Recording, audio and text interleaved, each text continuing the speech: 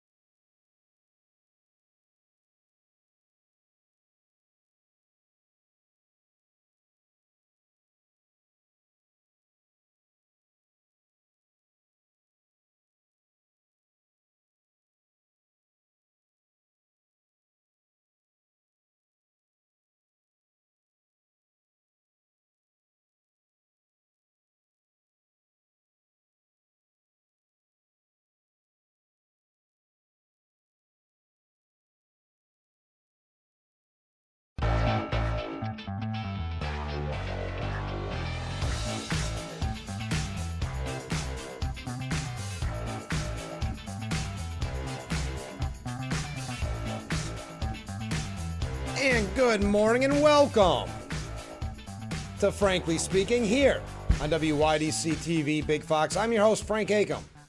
We are broadcasting live and proudly from the Hesselson studio here on Marcus Street in Corning.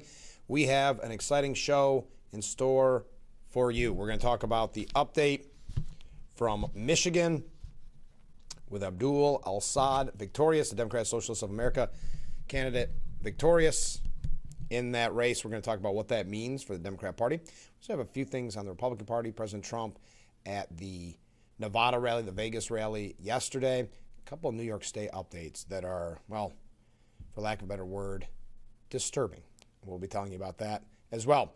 On the program in the 7 o'clock hour, we'll be talking with our good friends from the Corning Rotary. They've got a fun event coming up. Summer Feast next Saturday. And there's so many events going on that we're making sure that you mark them in your calendar ahead of time. So yesterday we talked with Griffin Bates for this the Stu Ben 250 event, which is coming up on September 5th. So we're asking you when you start the program, maybe bring your calendar along for the ride. But we'll be talking with the Rotary Club here in just a little bit, about an hour. Let's start with a viewer comment. This came in yesterday evening saying, good morning. Good morning. I paraphrase a phrase I heard on MeTV and apply it to our common sense president, Donald Trump. The word is GOAT, and it stands for the greatest of all time. And it indisputably applies to the greatest of all time, President Trump.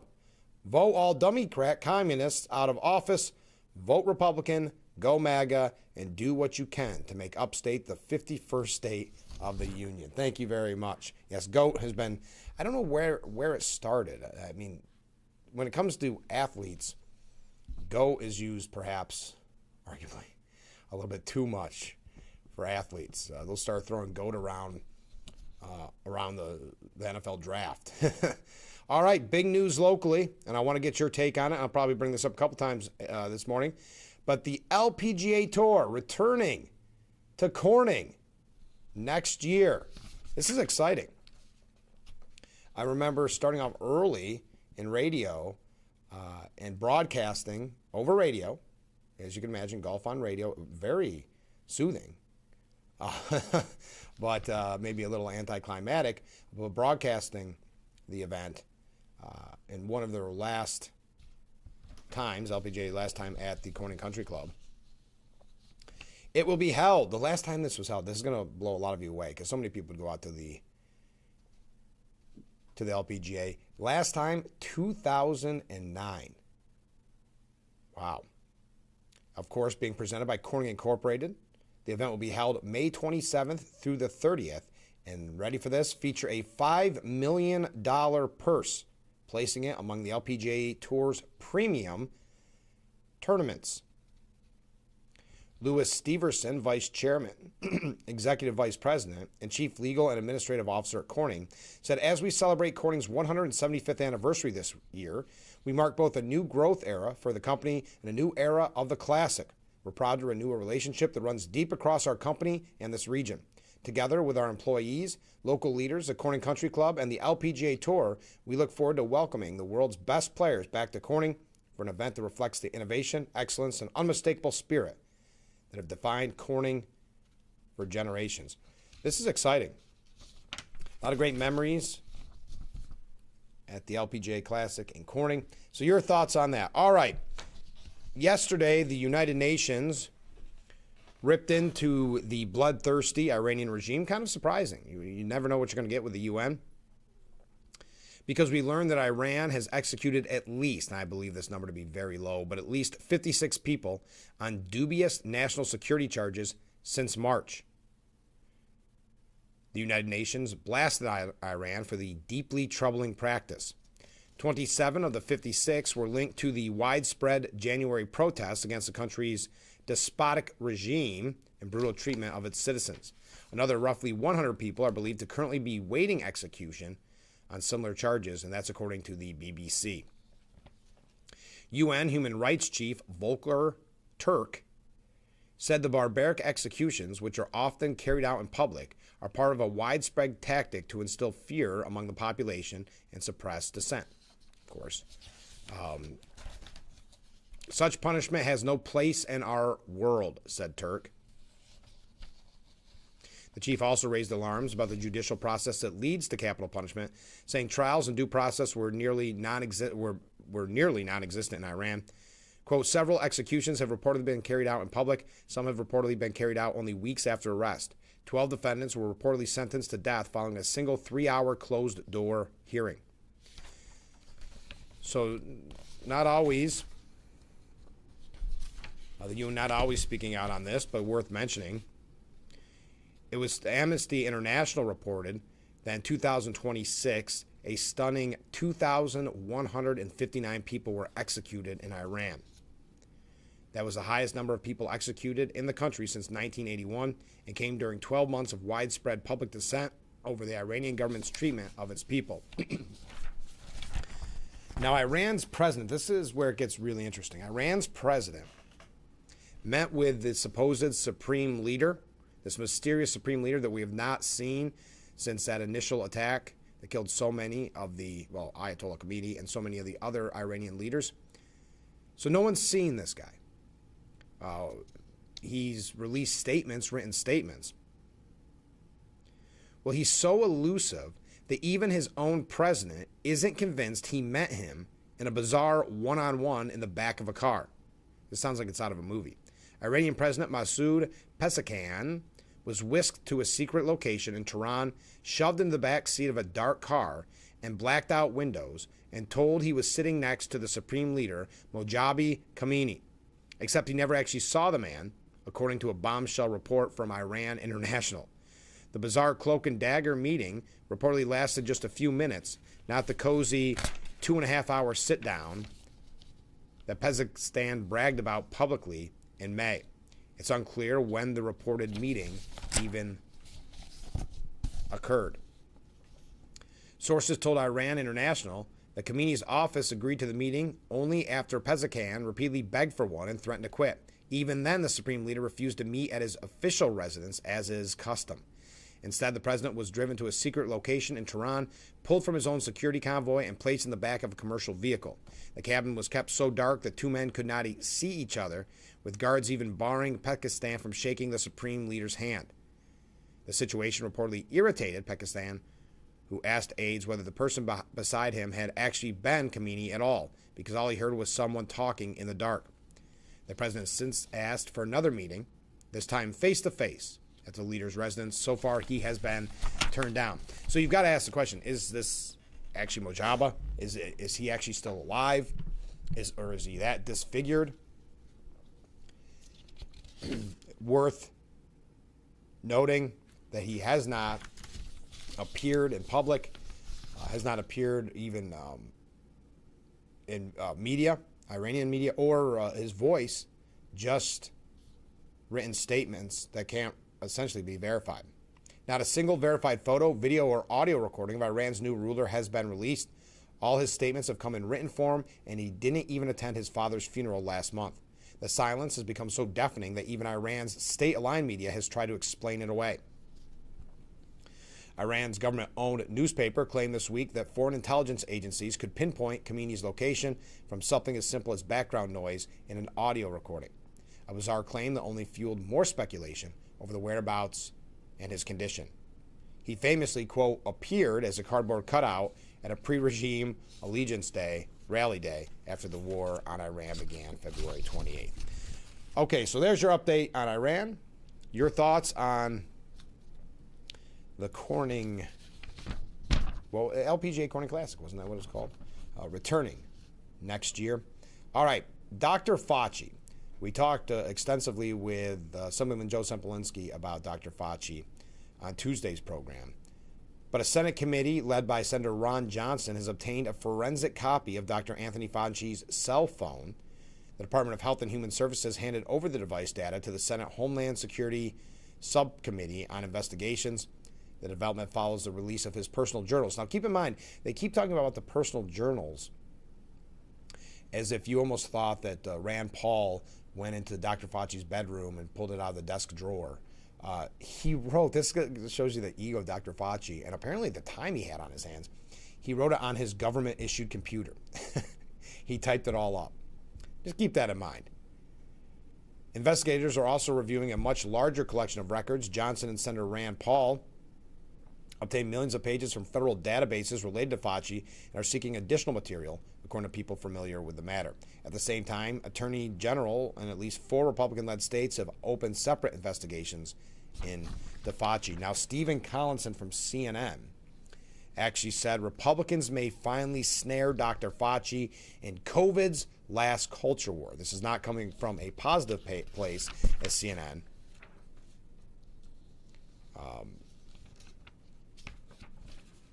Collinson saying the COVID-19 pandemic was a historic stress test that revealed American politics as too broken to deal with a national crisis.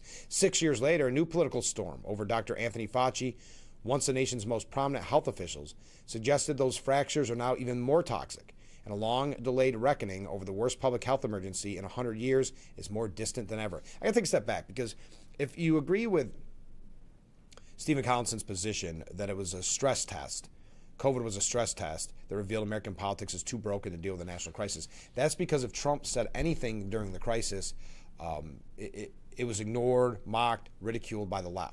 Didn't matter how quote-unquote scientific it was, everything became political. And then when you had the scientists that told you to just listen to them, saying that you couldn't meet with your family for Thanksgiving, you couldn't meet outside for a graduation party, you basically had to be locked up in your bedroom all day, then later said, yes, in the name of science, go out and protest at the George Floyd protest. So COVID apparently, again, we would trust the science, wouldn't spread in those protests. So if there was a stress test, I would argue that it was the left and the hatred of Trump that was the divide. It was the distrust of the president and the hatred for the president. But a Republican-led committee, we know about this, is expected to vote Fauci in contempt of Congress after he invoked the Fifth Amendment 111 times. Committee chair, Senator Rand Paul, accuses Fauci of obstructing his probe into pandemic policies. Fauci claimed that it was a trap, but again, he had a complete pardon from Biden. Republicans finally see a way to punish Fauci, is the headline on this. And is that the right word? I mean, you've got to mention the potential funding of that, or what essentially led to COVID. A shattered legacy. Fauci's plight is also something of a Washington tragedy. In nearly 4 decades at the NIAID, he was the rare official feted by Republicans and Democrats alike. Foreign governments regarded him as the gold standard of global health, and his involvement in President George W. Bush's PEPFAR, global anti-HIV AIDS programs, helped save millions of lives. Fauci was Washington power player, but at 85, he's become a symbol of those who cling to power too long. Wow, turning on him a little bit, and whose reputations end up tarnished. Excerpts of Fauci's diaries released by the committee showed a vain and hubristic side as he seemed to gloat over his media coverage, fame, and interactions with celebrities. Some of those media personalities right there at CNN where Stephen Collinson works. Mr. Jake Tapper became close friends. No one argues that Fauci did everything right. Some of his advice has looked, in retrospect, to be contradictory or not supported by science. Well, if you look at it, even in his diary, he said something to the media and then admitted in his diaries he felt the other way. So anyway, his legacy tarnished, according to CNN.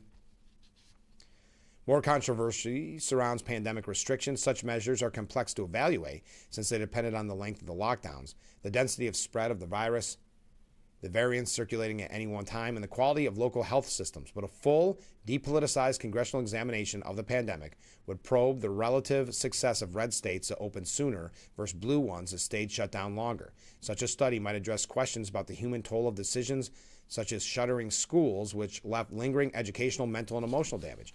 Well, that was all, a lot of that had to do with the teachers union. Pushing that, and Fauci and others pushing for the longer shutdowns. I'm surprised that CNN is, listen, this is not a perfect article by any means, but highlighting some of this. Some critics also believe that senior public health officials were so fixated on their mission of battling the virus that they ignored the full spectrum of consequences. They, and media outlets carrying their message, might also have focused more on the pain borne by blue-collar employees who, unlike office workers, could not log on from home. Wow, even throwing the media under the bus on this. Well, there's no longer denying it after seeing the diaries, how much the media was in bed with Fauci. Anyway, this is enough on this. But will the Fauci storm scare away the leaders of the next national crisis response? Okay. So, like I said, it's not the perfect piece, but kind of interesting. Could this be the end of Dr. Fauci? Okay.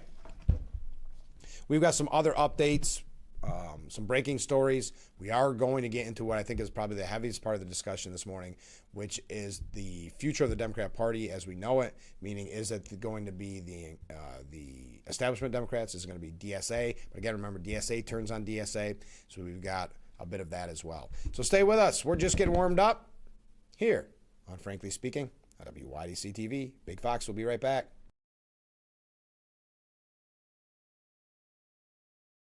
What better way to start or end every day than relaxing in your very own Hesselson's hot tub? Massage therapy, relaxation, stress reliever, pain management, soothing muscles, or just spending time with a loved one. Hot water therapy really does make every day better. Hesselson's has been a part of this great community for over 70 years, still being locally owned and operated. So make the drive to Hesselson's and start making your path to a better life today. And after 70 years, it's still fun to poke in the corners at Hesselson's. Come celebrate the 207th Steuben County Fair from Monday, August 17th through Sunday, August 23rd. Wednesday, August 19th is Broken Bee Rodeo starting at 7 p.m. And there's more. Demolition derbies, monster truck show, games, rides, fun for the whole family. For tickets and information, visit SteubenCountyFair.org. Experience the Steuben County Fair from August 17th through the 23rd. You deserve primary care that connects. Care that helps you move forward. To a provider who knows you. To the care you need. To the life you love. That's the power of a strong connection. Meet your new primary care provider at centralishealth.org/schedule and be seen within a week.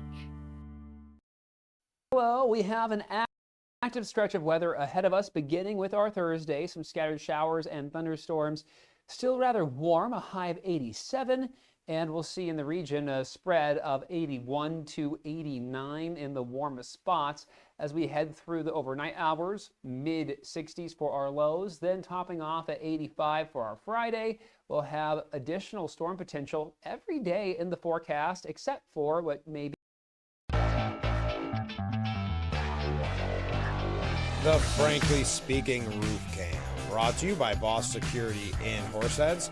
Contact them today for all your business and home security needs. We are back, broadcasting live from the Hesselson's studio here on Market Street in Corning. I just realized while talking about the LPGA Tour returning to Corning, this will be 2 days in a row where we're having great discussions on sports. We talked yesterday about the Triple Crown and maybe the end of the Triple Crown as we know it.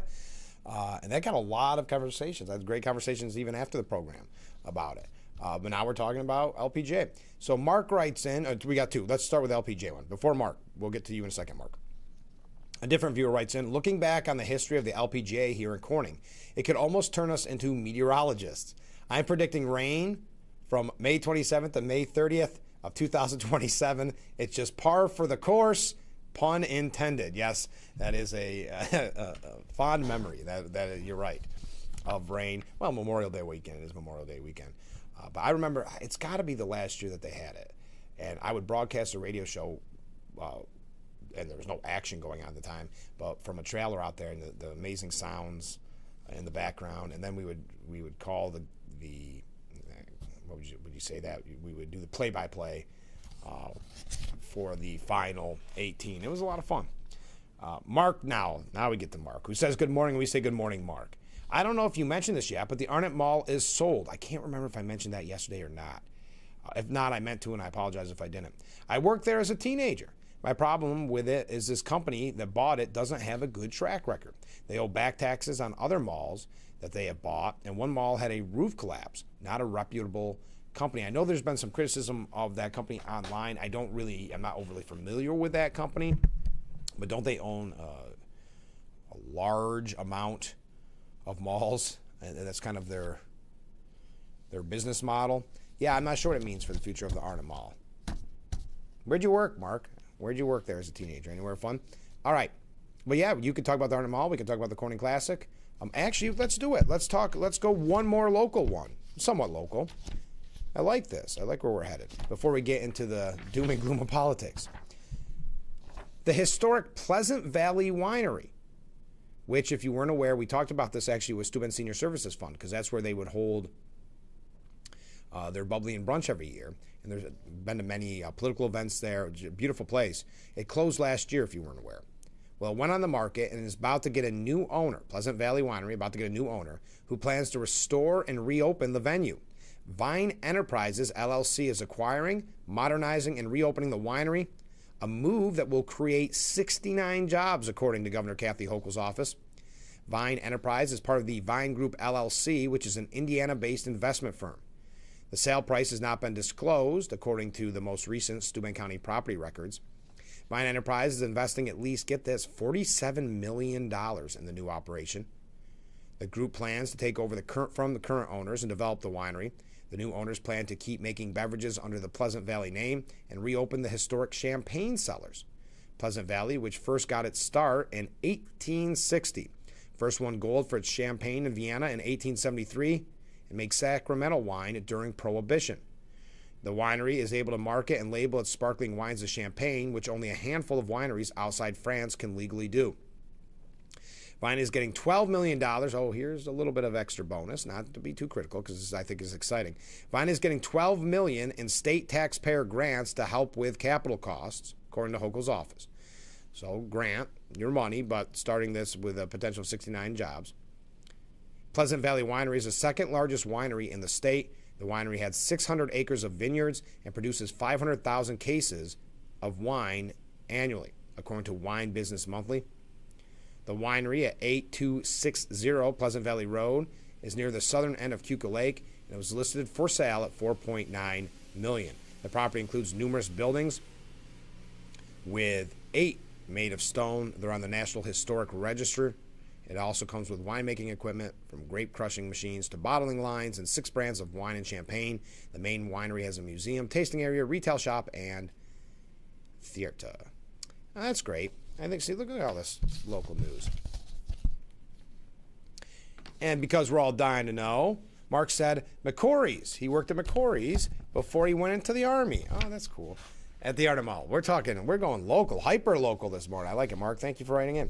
All right, yesterday we learned that the FBI had opened a probe into whether Trump was a Russian agent. Man, they bought into that dossier and the media's coverage. It goes to show you how easy the media can manipulate people. So even those bureaucrats in the FBI, after Trump fired Comey, the probe, called Oxford Comma, grew out of Crossfire Hurricane, the Bureau's probe into whether Trump's 2016 campaign colluded with the Kremlin to get the 45th president elected. Quote, based on the facts and circumstances provided to date, the FBI believes that opening this investigation is the least intrusive method to address a serious national security risk posed by the activities alleged, one of the declassified Bureau memos shows. The Trump White House initially cited Comey's handling of the investigation into Hillary Clinton's use of personal email servers as the reason for his dismissal. But it was later revealed the president fired Comey because he wouldn't publicly state that Trump was not a target of Crossfire Hurricane. Anyway, we don't have to go into all this. But it comes as no surprise. This was a part of the deep state that we discussed. Did you see Trump yesterday? Did you happen to watch his rally? We're going to talk about it when we return, a little bit about his rally. But I will say this. 2 things. We have time. Let me say this, since we just had that breaking story. Another breaking story. President Donald Trump yesterday notched a major immigration victory after a federal judge acknowledged that the court order blocking the administration from ending temporary protected status for hundreds of thousands of Haitians is no longer in effect after the Supreme Court's ruling in Mullen v. Doe. The ruling marks the culmination of a years-long legal battle over the Biden administration's expansion of Haiti's TPS designation and delivers a significant immigration victory for Trump, who repeatedly campaigned on ending the Biden administration's expanded TPS protections for Haitians. The issue became a centerpiece of the 2024 election. We know all that. But Trump getting a big immigration victory as the federal judge clears the path to end Haitians' temporary protected status. All right, we got to take a break. We're going to talk about Trump's Nevada rally. That's going to tie into a little bit of media coverage on Trump, which is then going to tie into Republicans, then Democrats, then New York State issues. But keep the comments coming in. Your thoughts on the sale of the Arnott Mall, your thoughts on the LPGA coming back to Corning, your thoughts on a buyer for Pleasant Valley, or your thoughts on Iran, Trump, whatever you want to discuss this morning. I'm all ears. And don't forget today, we've got the Rotary on. Tomorrow, I've got a really interesting interview that I think you're really going to enjoy, which is American Federation for Children. This group, if you recall, probably last week I had mentioned in an article from the New York Post about these, what would you call them? Scholarships. I think they were called Freedom Scholarships. And it comes from the Big Beautiful Bill. And what about the Big Beautiful Bill? It gives money to people that want to go to charter schools, private schools, but even public schools. And it had said the state has to opt in. And it was said that New York opted in. We're going to learn a little bit more about it tomorrow on the program, and because it ties in with a piece that we have, because the teachers union are going very hard after Governor Hochul, saying, don't sign on to this. Now, she has already given a verbal agreement that she would sign on to this. So it's going to be kind of an interesting fight. Gets a little wonky, but also I think it's very important to learn more about it. So stay with us. We'll be right back. But frankly speaking, after this.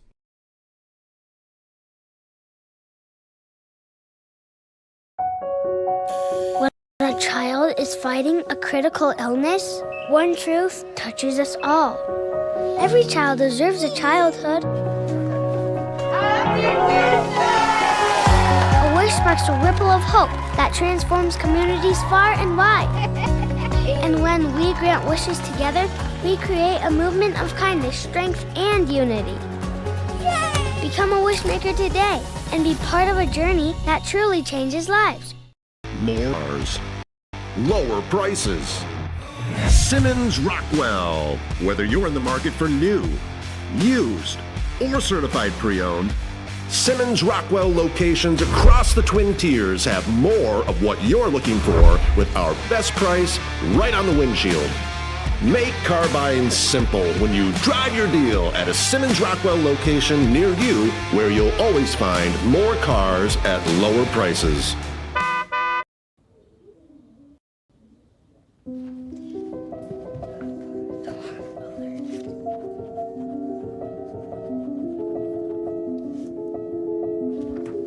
Can you help me?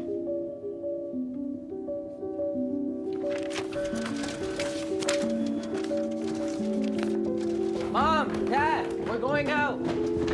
Thank you.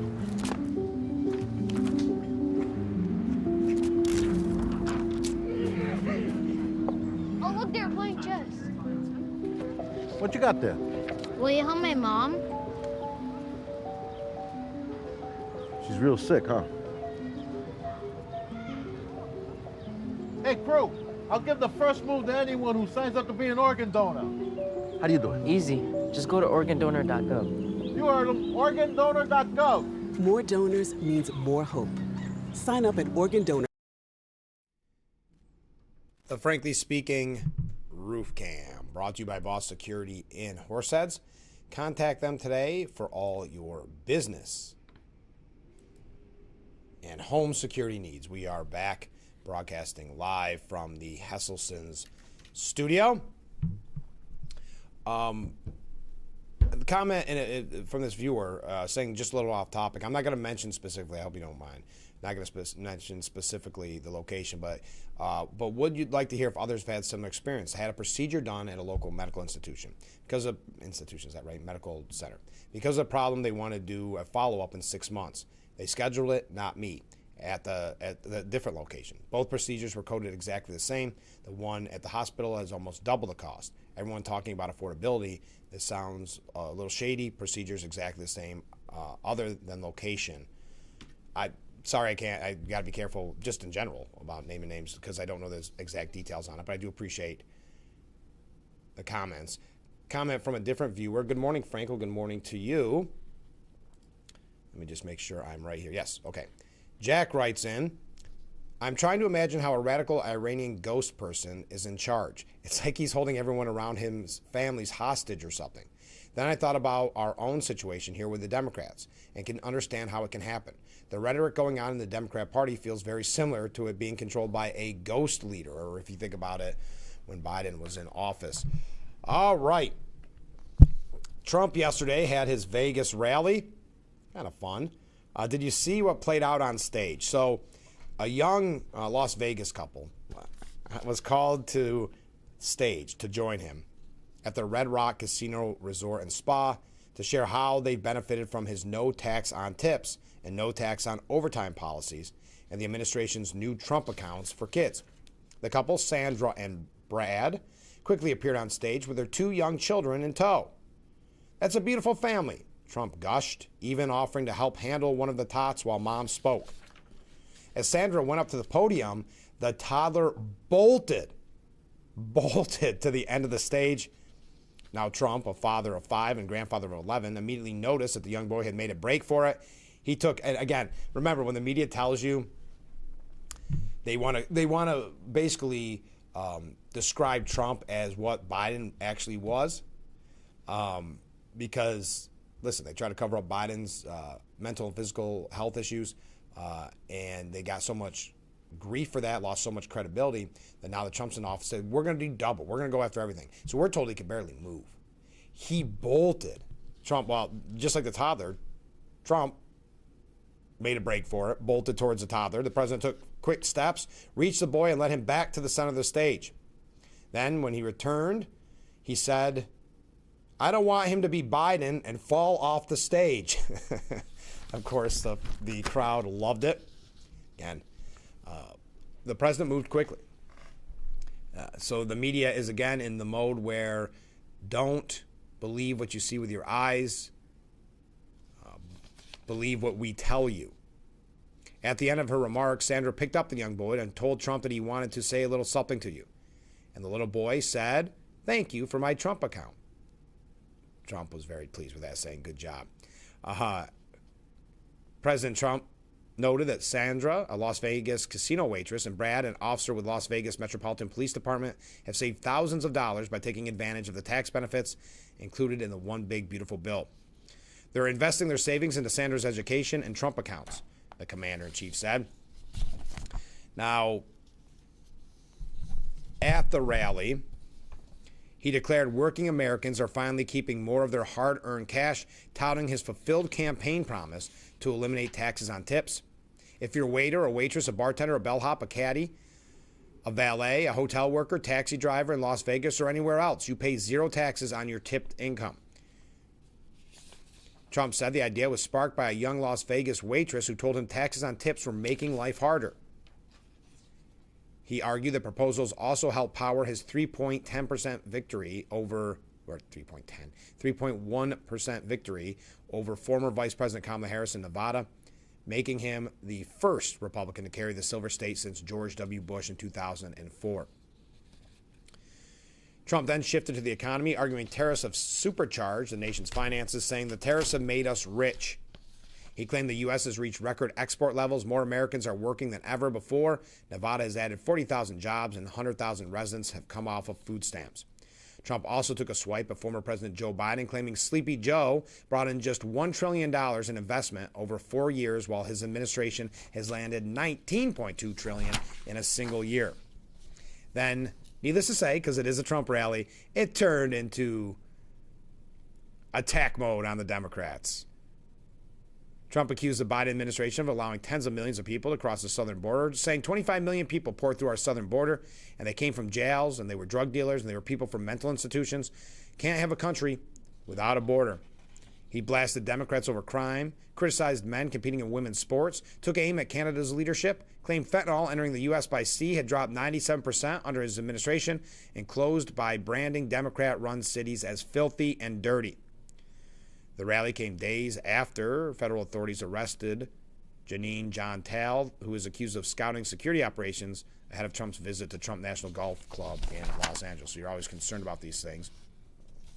Now, hundreds of supporters packed the casino, with lines snaking past slot machines before Trump took the stage. UFC President Dana White and boxing legend Mike Tyson were among those in attendance. Did you happen to catch any of that? You know, that's the one thing we don't always get to. I guess I miss it. I don't know if they're going to be televised. If we get an opportunity to see them, I sometimes, like many of you, I'm sure, have to go back and watch it after the fact when he has a rally. A very nice. Well, we got a couple comments here. Very nice comment here. Good morning, Frank. Have a blessed day. Well, thank you. I hope you have a blessed day as well. All right, we got to take a short break. When we return, well, again, keep your comments coming in. Would love to hear your thoughts about the Corning Classic, or Corning LPGA Classic coming back to Corning. We'd love to hear your thoughts on the Arnott Mall sale. Also, Pleasant Valley Winery. That issue with medical. Keep your comments, keep your waves coming in, and we'll be right back with Frankly Speaking here on WYDC TV, Big Fox.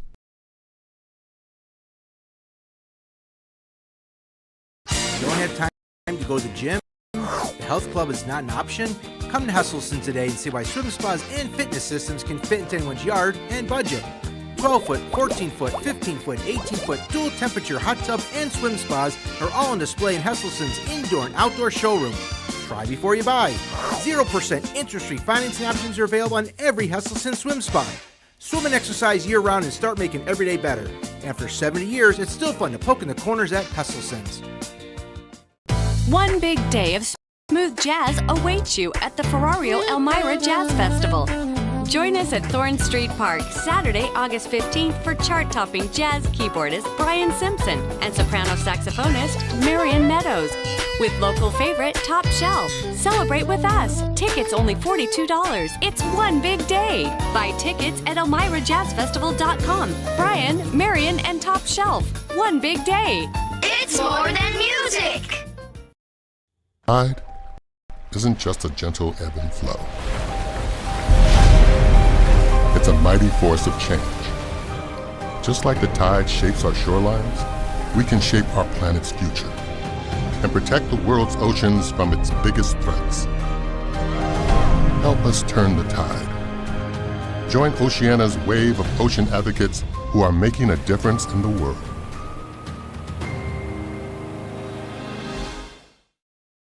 Well, we have an active stretch of weather ahead of us, beginning with our Thursday. Some scattered showers and thunderstorms. Still rather warm, a high of 87. And we'll see in the region a spread of 81 to 89 in the warmest spots as we head through the overnight hours. Mid-60s for our lows, then topping off at 85 for our Friday. We'll have additional storm potential every day in the forecast, except for what may be The Frankly Speaking roof cam. It's always so beautiful out there. Thank you to Boss Security for bringing us that view. Contact them today for all your business and home security needs. We are back, broadcasting live from the Hesselson studio here on Marcus Street in Corning. A good response. We are up to 16 waves. Appreciate that. I just have to mention the media real quick.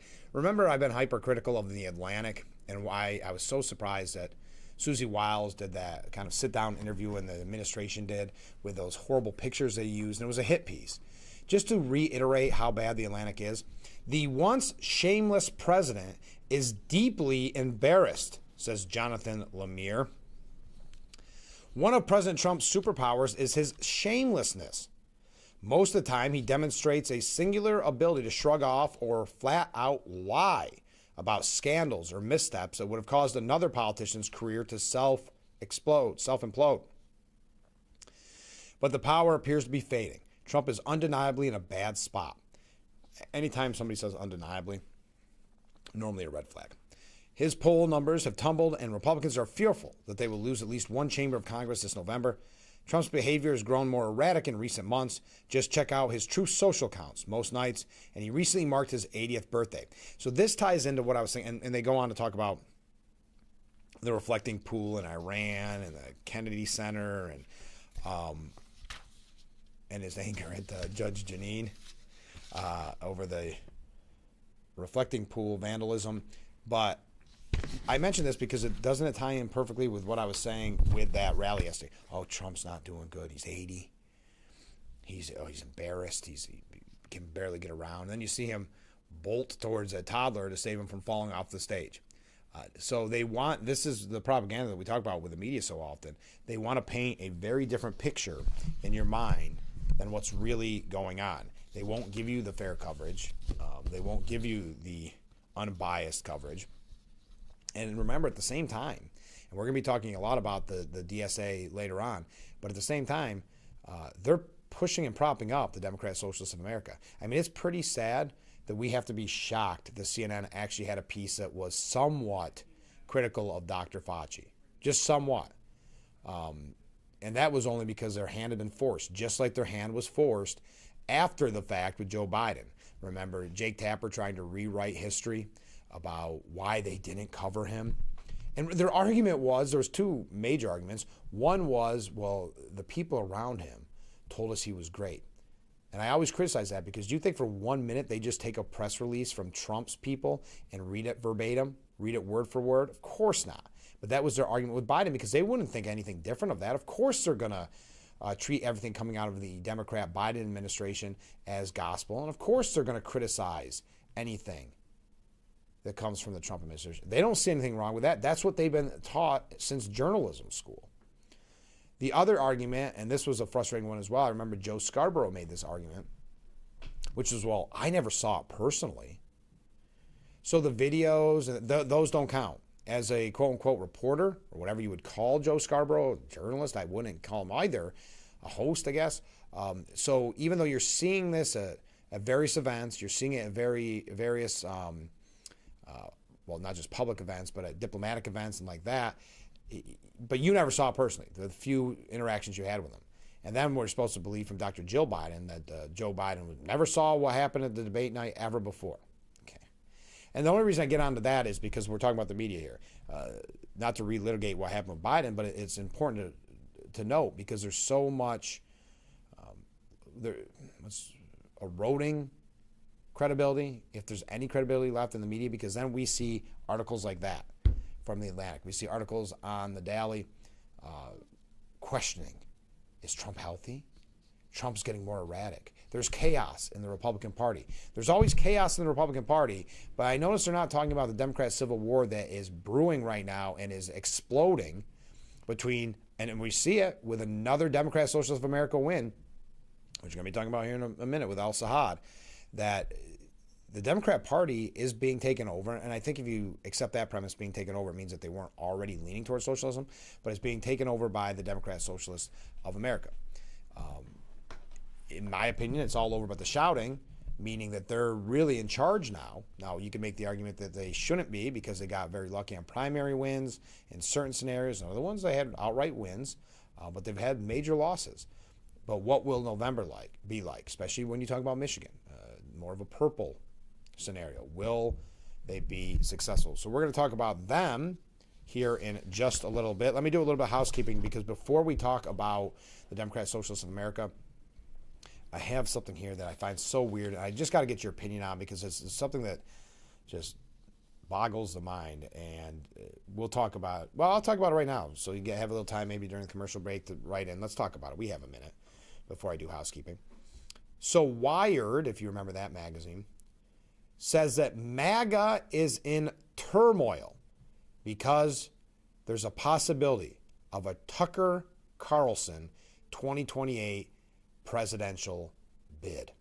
Now, in full disclosure, if you're new to the program, I have stated numerous times for the record on this show, I have never been a fan of Tucker Carlson, or even going back to his Crossfire days. I think Tucker Carlson is very similar to a Joe Scarborough, where he has always just done what's best for Tucker Carlson. In the instance of Joe Scarborough, remember he won he ran and won in Congress as a Republican, and then when it was more financially expedient, politically expedient, to become an independent, he did, and then to become a Democrat, he did. The same here with Tucker Carlson. Now, the reason I say this is boggling my mind, we have such astute viewers that do their research, listen to a lot of political media, a lot of political podcasts, things like that. So my question is Tucker Carlson that big in MAGA circles? I have never personally, I've seen clips of maybe an interview he did, but it was more as a news piece on Tucker Carlson. He must have impressive numbers or something, but is this someone that you've looked to for political guidance, I guess would be my question. I never have, going way back, but maybe there's still some of you out there, or not still, I'm not trying to demean it, I just want to hear what your thoughts on why Tucker Carlson and Marjorie Taylor Greene and these people that the media always hated for being with Trump, now all of a sudden are these stars, and Tucker Carlson's going to run for president, and it's just got MAGA up in arms. They don't know what to do. Or Marjorie Taylor Greene's on CNN and The View. Joe Kent says that he and other anti-Donald Trump MAGA figures, which, how can you be an anti-Donald Trump MAGA figure? Can't you have come up with a different name, right? Because MAGA is Trump. Trump is MAGA. But they want Tucker Carlson to run for the presidency in 2028. It's a new coalition. It's that same coalition I brought to you last week that is trying to create a third party. Well, this is the third party candidate that they would choose for president, Tucker Carlson.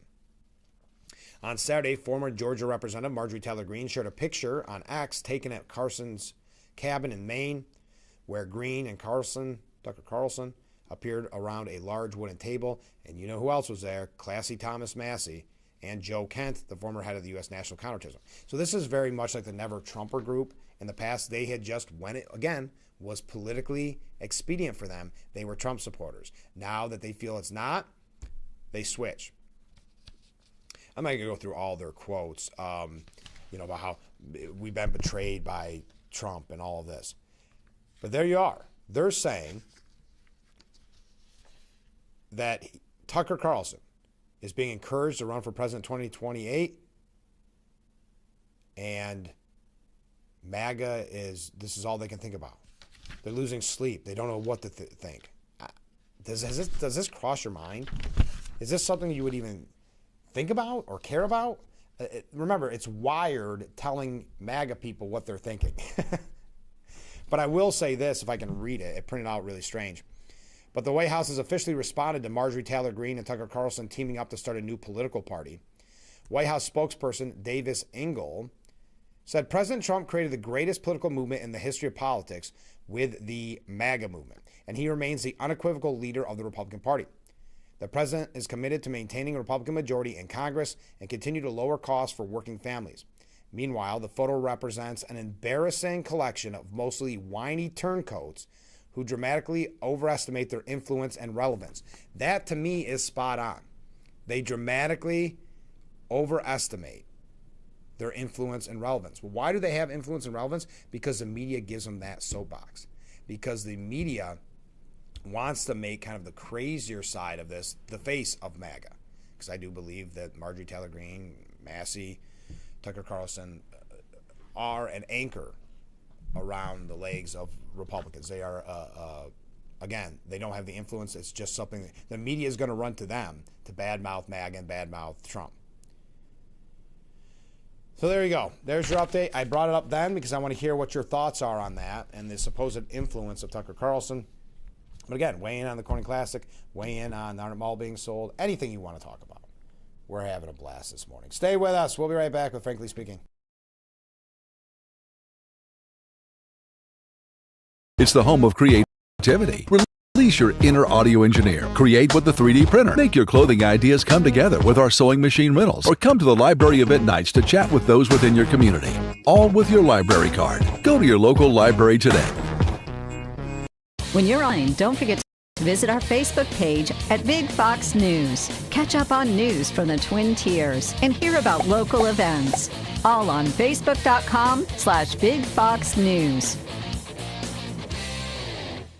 The more American than apple pie and 4th of July is baseball. This year, WYDC is bringing you 25 New York Mets games free over the air this spring and summer. No fees and no subscription services. Just turn on WJKP 48.2 and grab a comfortable seat right at home to watch baseball history unfold. Make sure you don't miss a home run. And tune into WJKP 48.2 to watch the New York Mets this MLB season. Let's go Mets!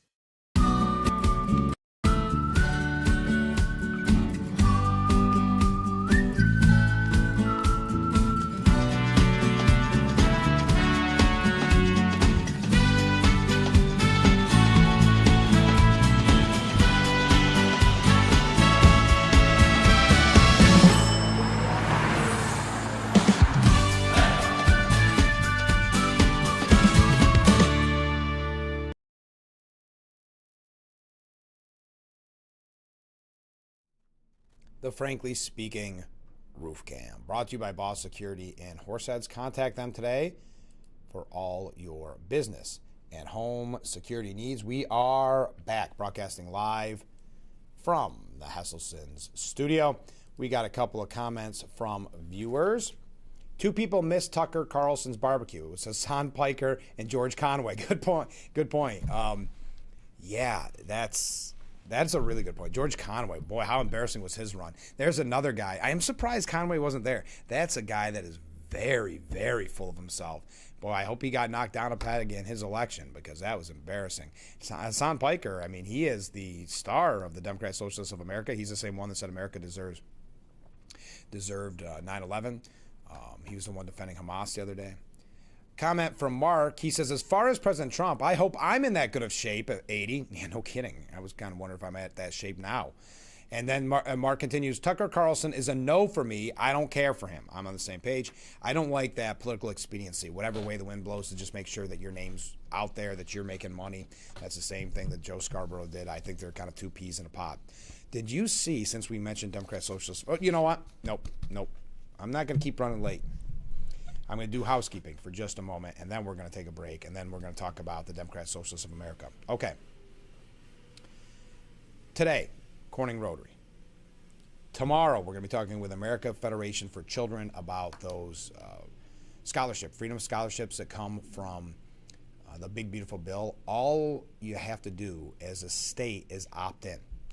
Governor Hochul has said she is going to opt in, but has not filled out the paperwork yet. And now the unions, and I've got a story about that I hope I can bring up later on. We may save it for tomorrow with the interview. I don't know. But now the unions are going after her not to. Folks, it's federal money that is being used to help better educate children. It helps them go to charter schools, private schools. It's not school voucher. It helps if you're in the public schools, but you need transportation, you need a tutor. It's a win-win situation. It's a no-brainer. And Governor Hochul has yet to fill out the paperwork. There is time on that, though, but I wanted to get that information to you. Then next week, we're going to hear about the Elmira Little Theater's rendition. That's not the right word. Elmira Little Theater's production of Young Frankenstein. That'll be a fun one. I look forward to hearing about that. And we're also going to talk about a book called I'm going to struggle with this during the interview. Presidentis. And it's a book about the life of First Lady Julia Gardner Tyler, John Tyler's wife. Really a fascinating story. And the authors, it's a husband and wife historian team. Anyway, they released this book, and actually, I believe it is Chris Leahy that works at Keuka College. So I'm excited to tell you about that book. That'll be next week as well. We're having so much fun with all these guests. So there you go. Mark your calendar. Let's take a short break, and then we'll get ready to wrap up hour number 1 of Frankly Speaking. This year, WYDC is bringing you 25 New York Mets games free over the air this spring and summer. No fees and no subscription services. Tune into WJKP 48.2 to watch the New York Mets this MLB season. Let's go Mets! Give kids time. Just 5 minutes a day. Ask them how they're feeling. listen. Looking for a meaningful day trip close to home? Visit the historic Elmira Prison Camp, one of the most significant Civil War sites in the North. Walk the grounds, stand where history happened, discover powerful stories of courage, sacrifice, and survival that shaped our nation. Whether you're a history enthusiast, a family looking to learn together, or simply exploring the Finger Lakes region, we offer an experience you won't forget. Plan your visit today at elmiracivilwar.org. Preserve, discover, remember. Well, we have an active stretch of weather ahead of us, beginning with our Thursday. Some scattered showers and thunderstorms. Still rather warm, a high of 87. And we'll see in the region a spread of 81 to 89 in the warmest spots as we head through the overnight hours. Mid-60s for our lows, then topping off at 85 for our Friday. We'll have additional storm potential every day in the forecast, except for what may be a The Frankly Speaking Roof Cam, brought to you by Boss Security and Horseheads. Contact them today for all your business and home security needs. We are back broadcasting live from the Hesselson studio here on Marcus Street in Corning. All right, yesterday, as we wrap up hour number one, this is kind of a fun note. And we're going to talk more about Mamdani, and we're going to talk more about DSA. We're going to talk more about New York State issues. But Mayor Zohran Mamdani was battered by booze in Staten Island. It was at the Big Apple's pro-police celebration. I'm surprised he even showed up. So it was a pro-police celebration in Staten Island. The mayor shows up and it is just pummeled with booze and hisses. Kept that smile on his face the whole time. He was forced to offer up some abbreviated remarks at the Midland Beach Boardwalk for the NYPD's 43rd Patrol Bureau National Night Out Against Crime, where some 3,500 residents and families had gathered to celebrate. His appearance drew loud jeers and a tirade of profanities from attendees at the Democratic Socialists as he made his way up to the podium, with some shouting him down to leave. And it's all over social media right now. The carefully polished Mamdani, who is known for soaking up the public spotlight and delivering bloated speeches, embarrassingly spoke for less than a minute, wishing Staten Islanders a happy night out against crime before being whisked off to the side while flashing that wide grin that he has become so famous for. Many Staten Islanders can be showing their disapproval by snubbing Mamdani and giving him the thumbs down, I'm sure probably other fingers as well, as he was viciously heckled and escorted away. Now, despite, and this is coming from Ella Morrison, despite the slap to his ego, the Israel-hating Mamdani made a pit stop to pose for photos with several attendees. The cold reception was in stark contrast to the usually festive celebration, with the NYPD and city officials hosting over 70 community building programs, events across the Big Apple Tuesday that promotes police-community partnerships to help make our neighborhoods safer, more caring places to live. Not used to that kind of reception. There's another reception that I don't think he'll be welcomed at, and that is the 9/11 Memorial. We're going to tell you what gubernatorial candidate Bruce Blakeman had to say about that when we return with hour number two. As I had mentioned, in the next hour, Corning Rotary is going to be telling us about their Summer Feast event coming up on August 15th. You won't want to miss that. Keep your waves, keep your comments coming in. I think we're having a lot of fun this morning on the program. So let's kick off hour number two after this.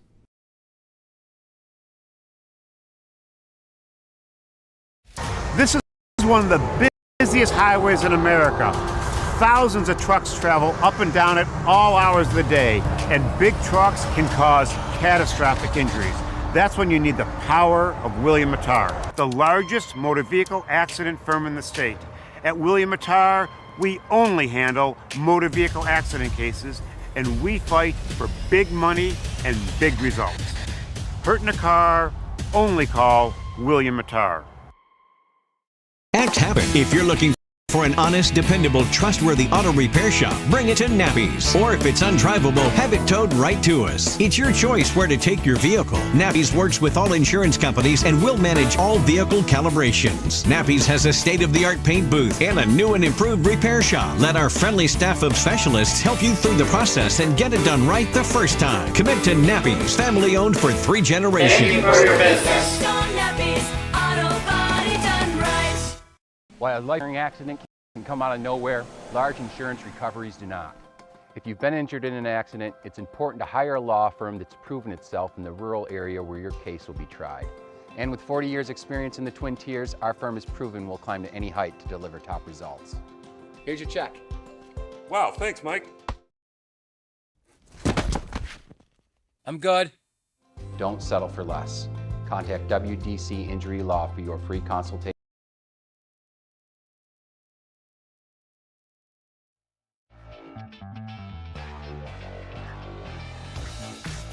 And we welcome you to hour number 2 of Frankly Speaking here on WYDC TV Big Fox. I'm your host, Frank Acom. We are broadcasting live and proudly from the Hesselson's studio this morning. If you are just joining us, we've been talking about the LPGA returning to Corning with that $5 million purse, by the way. That is exciting. That's going to be fun. That's next year, right? Memorial Day weekend next year. So your thoughts on that? Your thoughts on the Arna Malls sale? And we've been asking, we just kind of started asking the question, but Tucker Carlson, Marjorie Taylor Greene, Thomas Massey, Joe Kent, these people are like blips on the radar for me that mean nothing to me. But they're talking about joining up and starting a third party, maybe even having Tucker Carlson run as president. So I asked that question. This viewer said, Tucker, absolutely not. Imagine his press conference being exactly like his podcast. No, he would only hurt the Republicans' chances. And that's why the other viewer who mentioned George Conway, he would have been perfect for this. Because that group, that's what they want. They want to be the spoiler. They're like the little kid that's taking their ball and going home. They embarrass themselves on a regular basis. Tucker Carlson. And listen, George Conway is not a part of this group because somehow he's not even important enough to be a part of that group because he had a big loss. But Marjorie Taylor Greene left her constituents high and dry by quitting her job. Tucker Carlson just changes his position any which way the wind blows. It doesn't really matter as long as it's best for Tucker Carlson. Same goes for Thomas Massey. You can at least say Thomas Massey every once in a while seemed to be okay, but then he just wanted to be that always no vote. And when he lost his race because Trump endorsed his opponent, that's when things have gotten really bad. So that's what they want to be. They want to be spoilers. They want to act like spoiled children. So I'm with you. It would only hurt the Republicans' chances, but that's what they want. All right, I mentioned I would say, and I'm glad to say this too, Bruce Blakeman, gubernatorial candidate, running against Governor Hochul. He discussed Mayor Zohran Mamdani, saying that he was even against the wishes of family, of loved ones, of friends who lost someone in 9/11, even against their wishes, saying, please don't attend the 9/11 memorial. He said, I'm going to honor their wishes by standing next to them. He still plans on attending. Blakeman, who lost his nephew in the South Tower on September 11, 2001, revealed during a press conference in the state capitol that he plans to turn away from the divisive lefty mayor and said he thinks families of victims are right to call on Mamdani to stay home. He said, I would equate this to a wake. You don't go to a wake if you're not welcome. It's a fair point. I think it's completely appropriate if family members ask him not to come. But if he does come, I think there's a respectful and peaceful way to protest that I would suggest that people turn their back on the mayor. He said Mamdani's refusal to condemn anti-Israel slogans promoting radical Islamic terror movements that globalize the Intifada disqualify him from the somber ritual.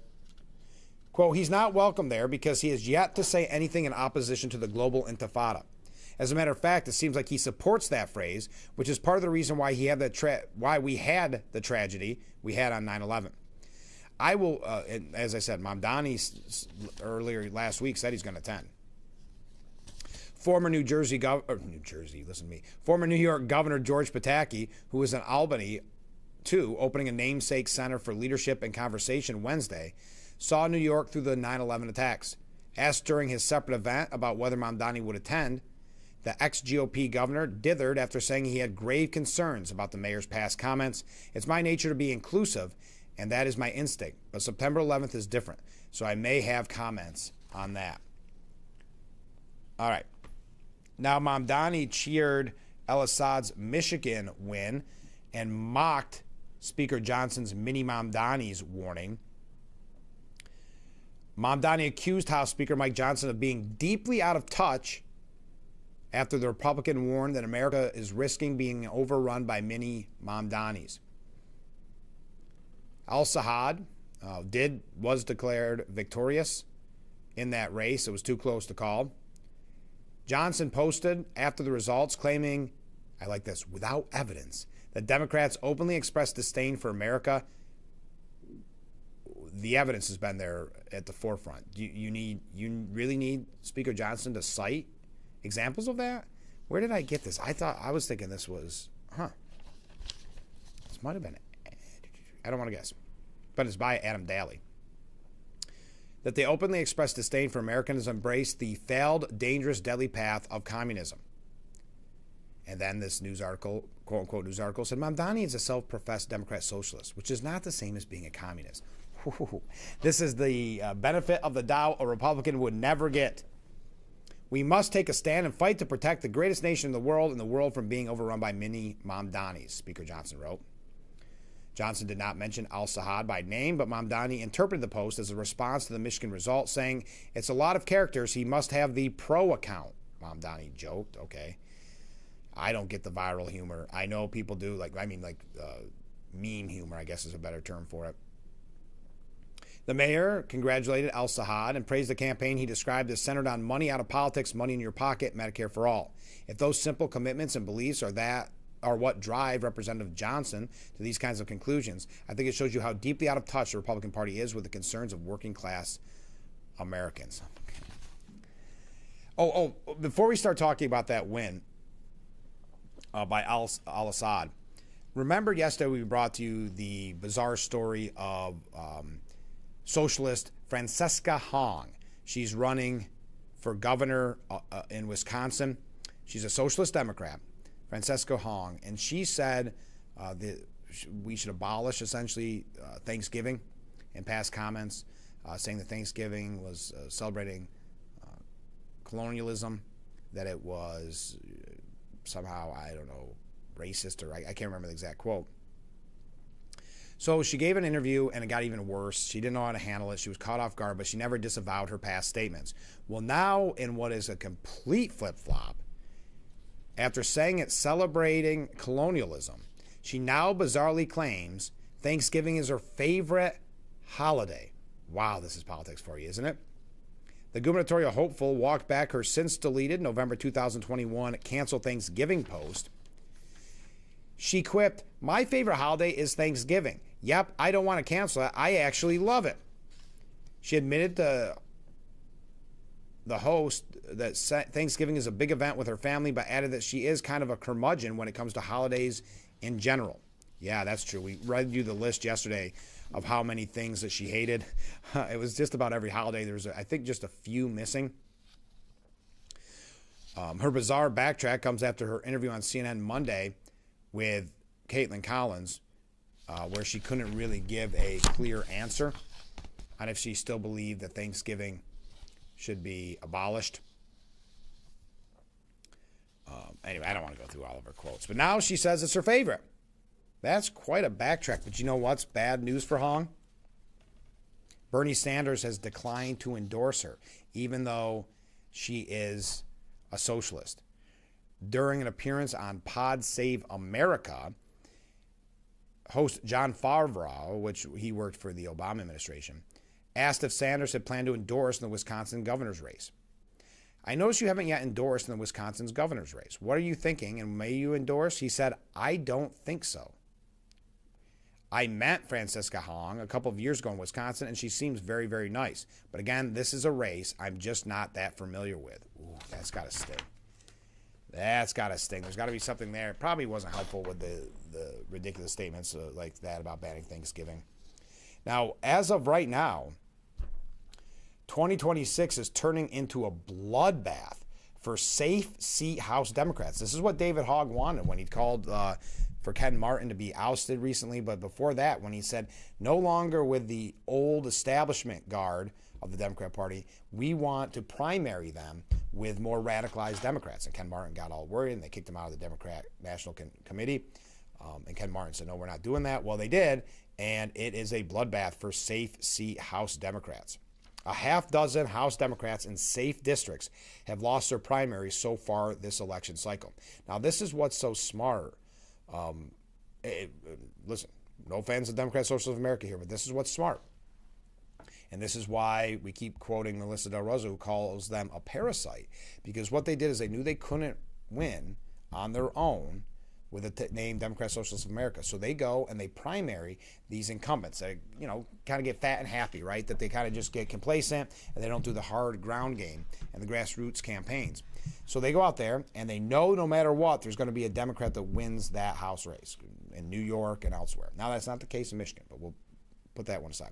So overall, what they'll say is, we're going to challenge them, and it's won.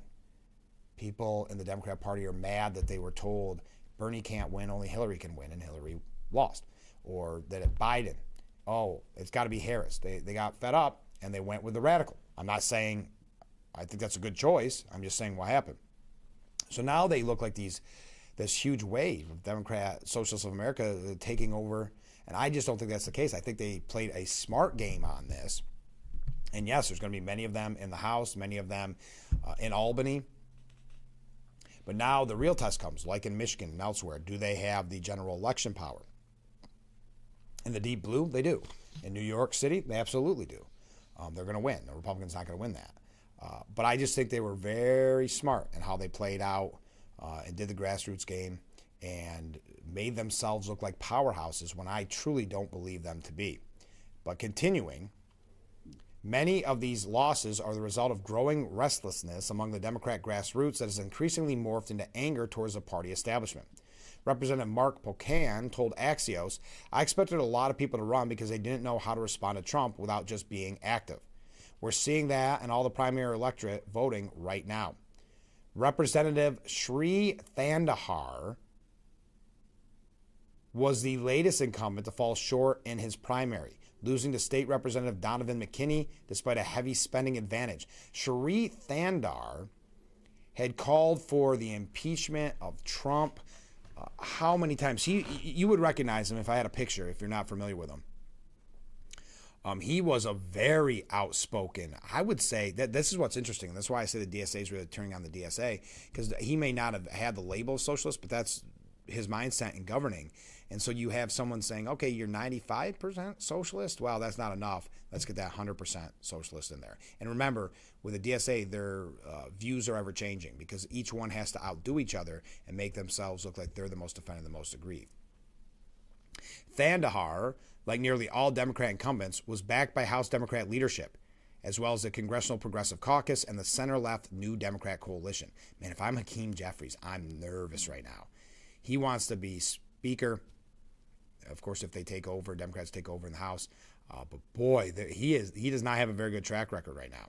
And the look of establishment on him has not been welcome. What I mean by that is, remember when, was it at, whose rally was it? I don't remember, but when a Democrat Socialists of America won, they put his picture up on screen and they were all shouting, you're next, boo, those type of things. So Hakeem Jeffries is in a bad place. But McKinney had support from Senator Bernie Sanders, who actually won it, Representative Rashida Tlaib, and left-wing groups including Justice Democrats, the Democrat Socialists of America, and the Working Families Party. While the primary was on the surface a battle between the establishment and the left, House Democrats cautioned not to read too much into the results. Thandahar didn't do his job, said one senior House Democrat, speaking on the condition of anonymity. He didn't deliver constituent services. All he did was talk about himself. Thandahar joins Representative Adriano Espaillat, Diane Gaggetti, and Dan Goldman, who are all unseated by challengers running to the left. Freshman Representative Christine Menifee defeated a longtime Representative Al Green, you remember him, after the two were drawn into a district together, and Representative Julie Johnson lost her primary to former Representative Colin Allred. This is one of just 4 election cycles since 1994 in which at least half a dozen House Democrats have lost their primaries. The other 3 cycles, 2002, 12, and 22, all came after congressional reapportionment, which often pits incumbent House members against one another. Okay, we don't need to go into the history of this. But you're an interesting place if you're a Democrat right now with the Civil War and the infighting that is getting barely reported. I know, we got to take a short break. Stay with us. We'll be right back with Frankly Speaking here on WYDC TV, Big Fox.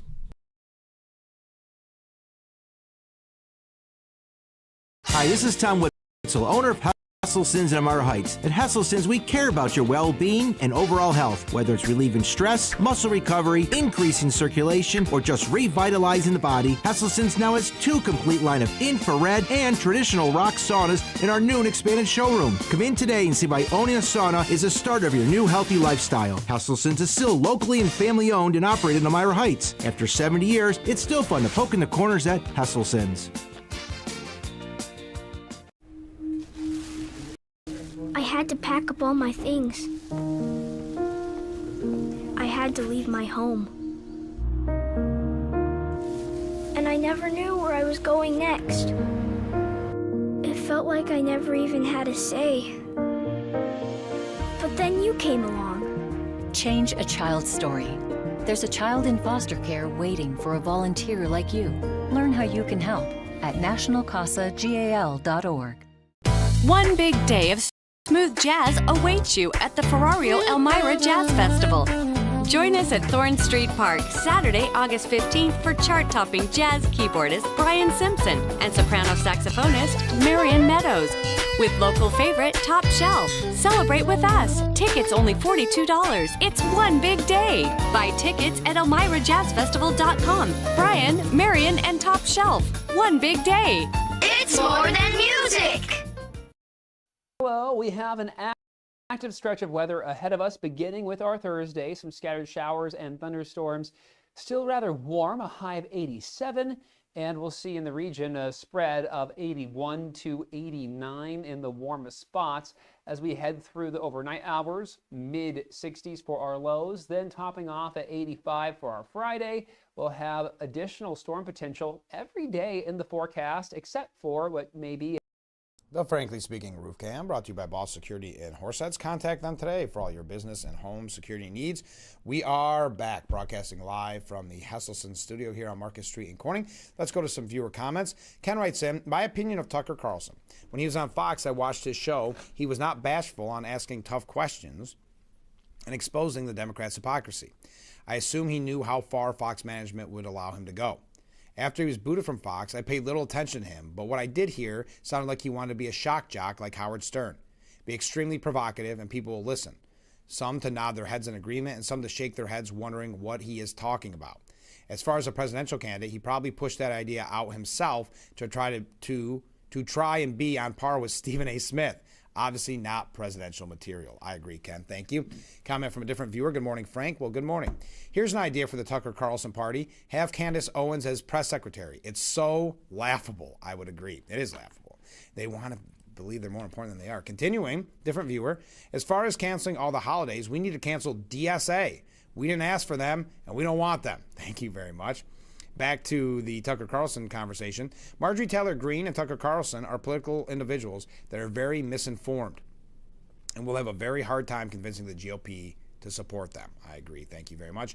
And Ken writes back in, it's not uncommon for prospective Democrat politicians to evolve based on the audience they are talking to. There are 3 sides to every issue: agree with, neutral, or disagree with.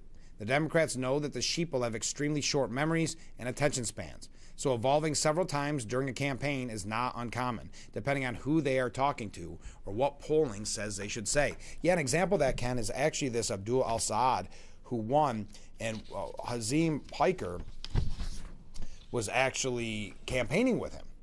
And now CNN's The Source was asking him about that. You know, you had Hassan Piker. Hassan Piker's the same person that said America deserved 911. So host Caitlin Collins said, well, so given how many votes she got, will she be on the campaign trail with you? Meaning Representative Hallie Stevens. He said, look, I should hope so. That's a choice that she's got to make. But all of us coming together around the slate, and we built, and look, we've got some great candidates on that slate. And he goes on and on and on. But later during the exchange on criticism of al-Assad by Senator John Fetterman, Collins asked, he said that you need to renounce people like the left-wing streamer Hassan Piker, who was campaigning with you, who was out there in Michigan on Monday night. I believe last night as well. Do you have any plans to do that? Al-Saheed responded, look, I'll tell you this. I'm less focused on folks who are campaigning with me, more focused on the folks I'm campaigning to. And I think it's important to stay in touch with the folks who you want to elect you. I think that's clearly what's gone wrong with Senator Fetterman. He's probably just doesn't spend much time in Pennsylvania because he was campaigning with Senator Bernie Sanders and now wants to renounce Bernie Sanders. I don't know if he thinks he's a Democrat or not. Anyway, so he wouldn't. Oh, I don't even know who's campaigning with me. By the way, did you see that it was Hassan Piker that was during the campaign, the counting of the votes during the campaign party, when it looked like it was going to be closer than it was, and that maybe al-Assad could lose? He started screaming that the whole state was Islamophobic. Yeah. Now, Trump said about al-Assad's victory, he said, here it is, on Truth Social, Wayne County, Detroit, and Michigan is one of the most corrupt voting areas in the United States, if not the world. It is strictly third world. Miracles happen in Wayne County, including more votes being cast than there are voters by a lot. Therefore, the communist who is not liked in Detroit is potentially in vote counter trouble. The radical left socialist has a real shot and doesn't discount all those fake mail-in ballots that will surprisingly show up in the last moment. Get ready for another rigged election. In November, we must vote for Mike Rogers and make Michigan too big to rig. God bless America, President Donald J. Trump. Now, receiving the endorsement of the Professors Union. Abdul Assad receiving the endorsement of the Professors Union. The New York Post said that's how it goes to show you how far left U.S. academia has become. They're not trying to get rid of that reputation they have of being far left and silencing dissenting opinions. Okay, the AAUP, American Association of University Professors, has been heading this way for years now. Its president, Todd Wolfson, called J.D. Vance a fascist in a 2024 statement. It opted to side with Hamas amid the Gaza war, abandoning its nearly 2-decade-old opposition to academic boycotts. But embracing a guy whose comments on an attempted massacre at a Jewish day school was hurt people, hurt people. That was his response. Hurt people, hurt people. Fine, the outfit claims President Trump's threats to higher education leave it no choice but to dive deeper into politics. But come on, electing any Democrat helps on that front. Plus, the decision turns out to be incredibly undemocratic. Turns out AAUP leaders got the key decision made on a July 14th conference call with all of about 40 members in Michigan, out of about 4,000 in the state, and over 40,000 nationwide. So much for the shared governance and collective voice the AAUP claims to champion. Well, then again, if the national membership doesn't revolt over this idiocy, they'll be proving that today's faculties are the true threat to U.S. higher education. I know we got to take a short break. Now, Pramila Jayapal says that Michigan Republicans will vote for Abdul al-Assad. Okay, your thoughts? We got to take a short break, and when we return, our friends from Corning Rotary are going to be joining us. If you haven't weighed in yet, your thoughts on the Corning LPGA Classic returning next year, the sale of the Arnott Mall, anything about Tucker Carlson, go ahead. Keep those comments coming in. We'll be right back with Frankly Speaking after this. Don't forget to visit our Facebook page at Big Fox News. Watch news from the Twin Tiers and catch local events on Facebook.com/Big Fox News. I'm Daniel Rowe, Sergeant in the United States Marine Corps. September 29th, 1982 to December 15th, 1986. That's the best in the whole deal. Connections. The veterans luncheons are for us to be with each other, to let down, relax, and be ourselves.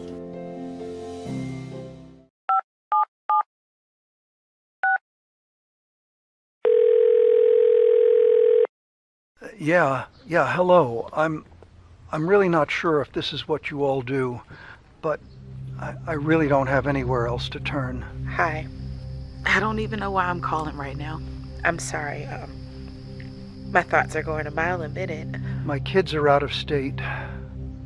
My buddies from the Army are all gone now. I'm really alone. I left the service last year. My mom just passed away a few months ago. I miss so much time with her. I keep getting calls about the bills, and I'm trying to get a job, but I feel so stuck. Okay, ma'am. I'm glad you called. Okay, sir. Let's stay on the line and walk through some things. Thanks. Okay. Thanks a lot. Thank you. Give kids time. Just 5 minutes a day. Ask them how they're feeling.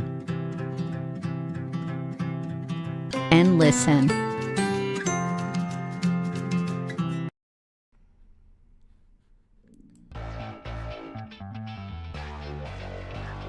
The Frankly Speaking Roof Cam, brought to you by Boss Security and Horseheads. Contact them today for all your business and home security needs. Welcome back to Frankly Speaking here on WYDC TV Big Fox. I'm your host, Frank Aiken. We're broadcasting from the Hesselson studio, and as you can see, I have a prop on because it's time to talk about Summer Feast. Tell us all about it. How's the planning going? How's that? We'll start with that one. The planning is going great. Yeah. So this is actually officially called our Crystal City Summer Feast. Ooh. Pig, swig, and boogie Hawaiian barbecue. That's a mouthful. That is a mouthful. That's why I called it Summer Feast. We are super excited. It's next Saturday, August 15th from 1 to 6 p.m. at the Nassar Civic Center in Corning. It is an adults-only 21 and plus event, and $25 for tickets. That's right. Either purchase online or at the gate. I will let Stu talk about some of the details that we have already organized. Well, as to the event itself, our primary draw is we have JR's Back Alley Barbecue out of Bath. And if you've ever had JR's food, you're going to be in. It's fantastic. You know how to get people hooked by talking about JR's Back Alley. Yeah. And JR is doing a whole pig. Oh wow. Yeah. Well, it's been a long time since I've been to a pig roast. Well, people don't do that like they used to. Remember, I was just having this conversation not that long ago. That's great. But that's exactly why we're doing it. Yeah. We wanted something different, and I had met JR a year ago at an event, and we got talking, and it's just like, you got to have something that's going to hook people, that's going to bring them in. Right. He says nobody does a pig roast anymore. No. So we'll have JR's pig roast going. He'll have other food too. Plus we'll have desserts provided by Steph's Sweet Treats, and we have I can never say the word, charcuterie. A charcuterie board. Charcuterie from was it Glaze? I'm so sorry. No. Well, you got so many sponsors. Oh yeah, we've got some really good ones from here. Graze and Gather. Graze and Gather. They were at our October Feast last year and are a hit around the Finger Lakes community. Jessica does a fantastic job with it. I always want to say glean. I guess that's the farmer part of me that's going on. And Liquid Shoes is going to be there. Okay. You can almost see them in the background. Yeah, almost. Yeah. And then we're also going to have beer and cider on tap, and we'll have soft drinks and the like. And if none of those are to your liking, we will have Frozen Fusion Juice Bar. Okay. Yeah. Boy, that's almost as long as our event is. Yes. And they do fantastic drinks too. But of course, we have to have some entertainment. Of course. It's from 1 to 6. I mean, that's a lot of time. Yeah. From 1 to 6, and not one, but 2 fabulous musical groups. First is our Pocket Trio. Okay. And then Leah Brown and the Side Hustle. Oh, got some great music, couple great food. crowd pleasers to surely provide some great entertainment, as well as games. Games, yes. Yard games, big yard type games that people can play. And they this were is a big hit last year. Yeah, I was going to say this is so the second year, right? Yes. And last year was a huge success. I heard so many people talking about it. So how was it different planning this year than it was planning last year? One is the timing. Yeah. Okay. Oh, yeah, that's right. I forgot about that. Yeah. We did an October feast. It was quite because we had almost 400 people. Yeah. You know, for a first time out, was That's really great. really good. But you know, when we started analyzing it, we said, you know, we probably get a better draw if we did it during the summer. And then with NASCAR being shifted, there was a gap. That's a great point. In things between Glassfest and Harvest Fest. So this would be a great time to do it. Yeah. And then we came up with the theme too, you know, of the pig roast and that sort of thing. So it's going quite well. And I've got to say, I think the Civic Center is a great venue and is underutilized in Corning. It's such a perfect location for this. Yes. Yeah. And I have to say the city has been They're very, so helpful. very helpful. I mean, between Alex Hamilton and Mark crew, and Pam, and even before Pam, you know, we call him King William. Yes. And Rotary members as well. Yeah, yes. just super supportive and helpful in planning this event. And obviously, it's a fun event. Everybody's gonna have a great time from 1 to 6 on Saturday, August 15th. But what this is really about, just like with everything the Rotary does, is about bringing back to the community, right? So, what is this specifically? What does this specifically go to benefit? Specifically, the proceeds go for different local service projects and community projects, including the supports that we offer for youth literacy and scholarship, as well as food security and different environmental projects like community gardens or river cleanup.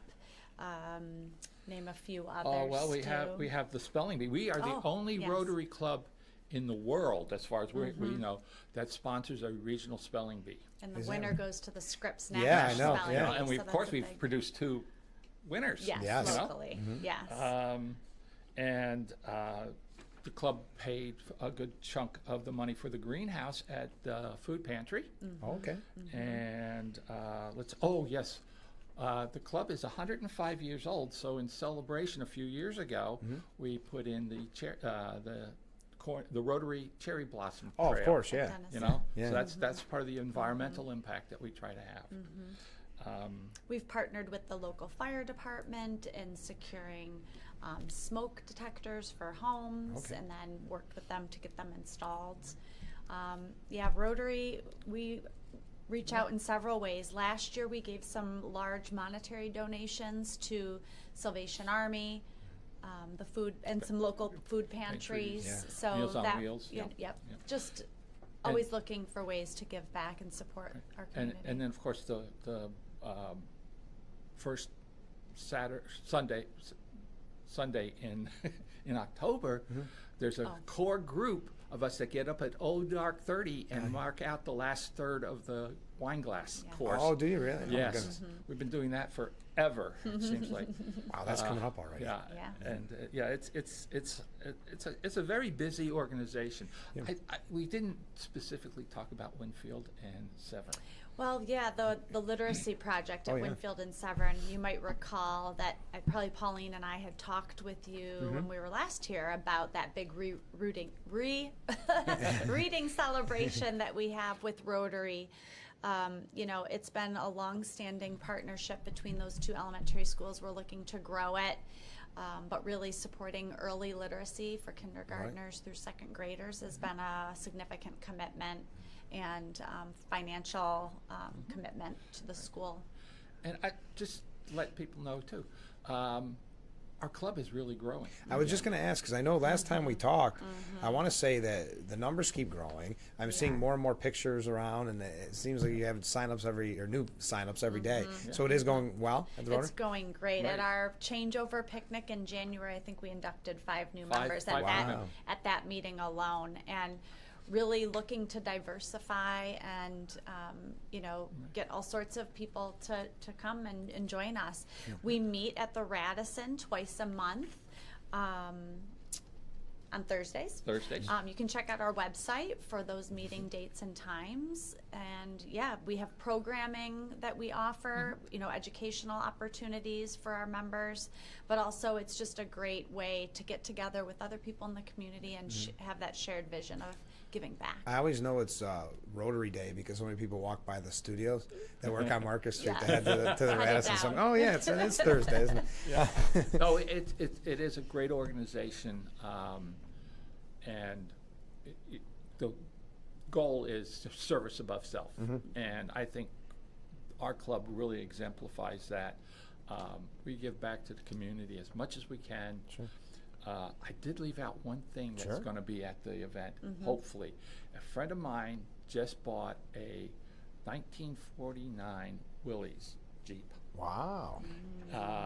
And it's... Take pictures with it. Yeah. Yeah. Last year, we had Michael Joseph brought in Faithful Pursuit 2. Okay. And people were dying to get close to that car. Of course. Of course. So. Well, it's going to be such a, and then going back to what you're saying, because it's a fun event, but everything that you guys do is for the community. And that's what I think is so special about this specific summer feast, is that the community's going to have a great time. But at the time that you're having a great time, think in the back of your mind, you're also helping our community. Absolutely, absolutely. That's what it's all about. Well, it's Saturday, August 15th, 1 to 6 p.m. at the skating rink at Corning Civic Center. All right, final tough question. What are you each looking forward to the most about Summer Feast? You want to know the absolute truth? Yeah. It being over. Yes, and lots of details Lots that of go details. into planning such a fun event. And I get a week off, and then we got to start planning for next year. JR's barbecue, you know, the music, the entertainment, but really bringing people in our community together. That's what it's all about, right? Absolutely. It's being able to show the community what Rotary is all about. Exactly. Well, thanks so much for being on the show, and best of luck. I know it's going to be a blast, and send pictures. Absolutely. Absolutely. All right, stay with us. We'll be right back with Frankly Speaking.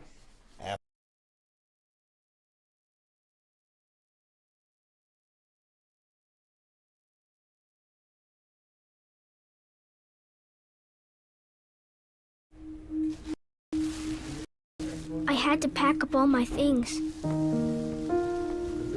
I had to leave my home. And I never knew where I was going next. It felt like I never even had a say. But then you came along. Change a child's story. There's a child in foster care waiting for a volunteer like you. Learn how you can help at nationalcasagal.org. We are the keepers of the wild, America's original and most invested conservationists. For more than 80 years, we've been committed to conserving wildlife and the natural landscapes that define our nation. From rugged alpine ridgelines to peaceful tall grass prairies, we've supported the conservation of more than 36 million acres of American wildlands. Our funding has led to cleaner water, fresher air, and improved wildlife habitat. From abundant fish and waterfowl populations to robust deer and elk herds, nothing is more important than maintaining wild spaces for adventurers to explore and wildlife to thrive. We are America's hunters and target shooters, stewards of the American outdoors.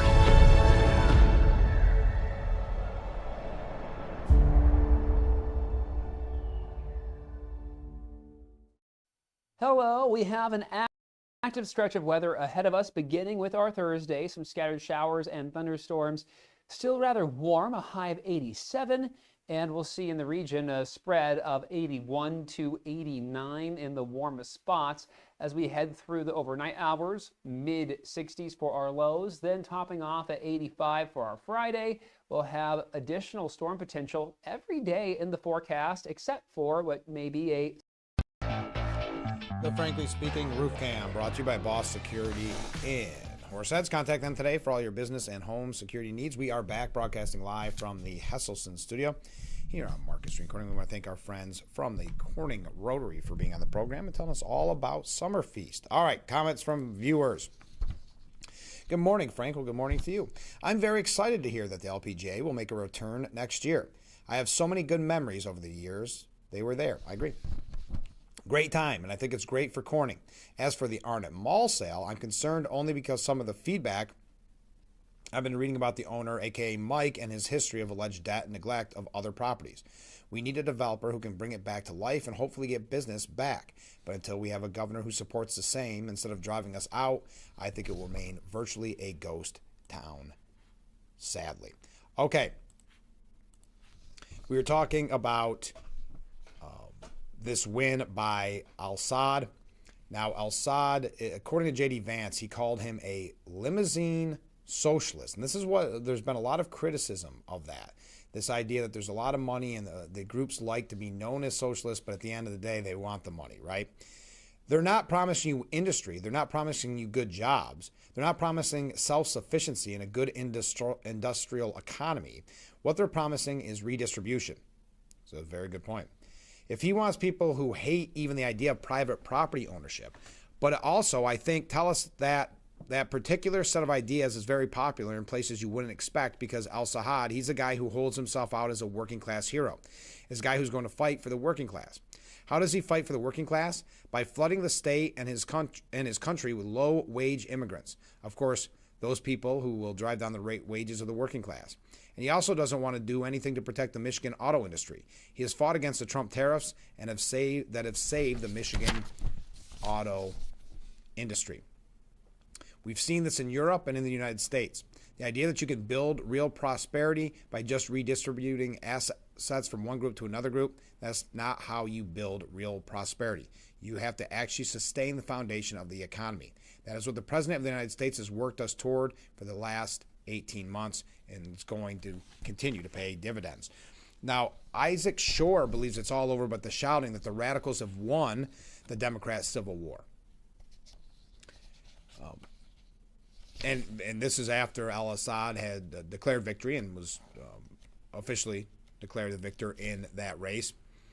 But from its inception onward, the rebels would accept only unconditional surrender from center-left Democrat elders, who in turn appeased, placated, and groveled before the sworn enemy, somehow mistaking them for a friendly faction that could deliver them victories without changing the party's very nature. That Al-Assad may cost Democrats that seat he's running for and quite possibly control of Congress's upper chamber for the next 2 years is of little consequence to his supporters. But again, the Democrat Socialists of America, and this goes back to what I was talking about, the grassroots campaign, they get in there and in these districts and they believe it's going to be such a blue wave, that so many people are so upset with Trump that they could end up winning it. That is their mindset. Despite the vast ocean between Stevens and Republican nominee Mike Rogers' politics, they share a worldview in which the United States is at core a great nation built on principle that everyone can get behind. It's that premise that al-Sayed supporters hope to extinguish once and for all, and they're willing to lose the occasional election along the way to remake the country in their own ugly image. Make no mistake either, they will lose elections. The last time a Republican won a Senate seat in the Great Lakes state was 1994, yet Rogers may well pull it off this year with the albatross of a president whose approval rating is drowning. And I don't want to go through the polls and the surveys already. It's relatively early. But what she's saying, what Isaac Shore is saying, is that the radicals have already won. The Democrat Party, and we talked about it with Governor Hochul, we talked about it with former Governor Cuomo and so many others. They were so scared of having a far-left candidate run against them that they would cave on many, many issues. Cuomo was a prime example of bail reform and the green policies. So they created this monster. Now, Isaac Shore thinks it's all over, but the New York Post editorial board says that must be stopped before it does actually take over the Democrat Party. So your thoughts this morning. Is it all over, that the Democrat Socialists of America are now the leaders of the Democratic Party? Or are the, I don't know, I don't like using the term moderate, but are the kind of the establishment, maybe that is the best word we've been using, Democrats still in charge? An insurgent red-green alliance is taking over the Democrat Party, whose leaders seem ready to surrender to the unholy socialist Islamist hybrid. Senator Chuck Big Tent Schumer emerged from his hidey hole, says the New York Post, to endorse Abdul al-Assad after he narrowly won the Democrat nomination for Senate in Michigan, praising the fanatic for his energetic campaign. For his part, al-Assad, who says he wants Schumer removed as Democrat Senate leader, went on an MS Now to call Israel bloodthirsty and an illegal apartheid regime since long before Benjamin Netanyahu ever took office. Can anything disqualify a candidate for Schumer's big tent?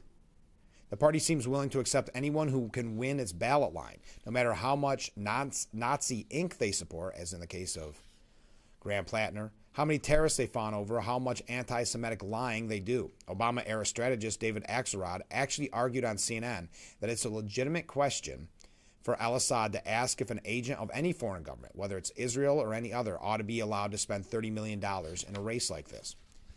Now, Van Jones called out Axelrod's smear. This is kind of weird. I would have thought, I wouldn't have expected this.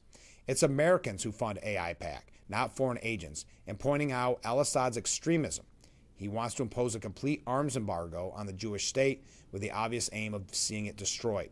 But Jones is an outlier in the progressive punditry and among Democrat office holders who, beyond John Fetterman, is willing to call out the anti-Semitism now taking over the party.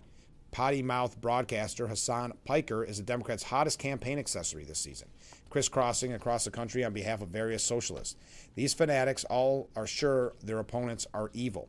The New York Times' Michelle Goldberg asked al-Assad, do you really not believe that there are people whose opposition to your ideas or skeptics of your ideas are sincere? He said, I think there are really quite few. Furious. Well, that's like I said.